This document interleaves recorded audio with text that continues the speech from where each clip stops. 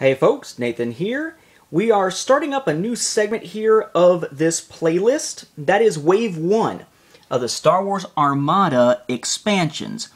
Before we take a look at them individually, I want to show you them packaged here.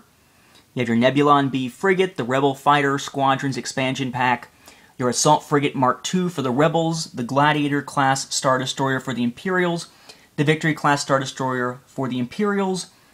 Also for the Imperial Starfighter or Imperial Fighter Squadrons expansion pack, and then a CR-90 Corellian Corvette there for the Rebels, and of course along with this you have the dice pack.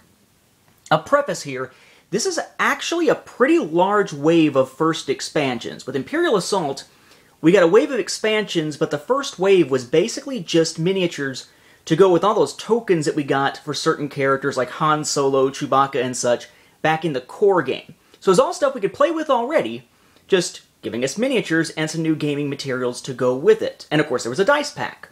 For X-Wing, what we got was a dice pack, kind of like here with Armada. But in its starter set, we had a TIE Fighter, or excuse me, 2 TIE Fighters and 1 X-Wing. And then Wave 1, aside from a late dice pack, was basically just TIE Fighter, X-Wing, which we already had, right, just with new gaming materials to go with it, and then a Y-Wing and a TIE Advanced. So not a lot that was new. In this case, it's a similar approach to X-Wing, though it seems like we're getting a little bit more new than we got last time. What we have here, of course, is that Victory class Star Destroyer. This one is the same model with different gaming materials than the one that was in the core set. There was no Gladiator class Star Destroyer or Assault Frigate Mark II in the core set. There was a Nebulon B frigate, and of course the Corellian Corvette in the core set, and of course we had dice in the core set. The squadrons are a little bit different in that in the core set they were all X-Wings and all TIE Fighters for the Rebels and the Imperials respectively, whereas in this case you notice there at the bottom it says includes.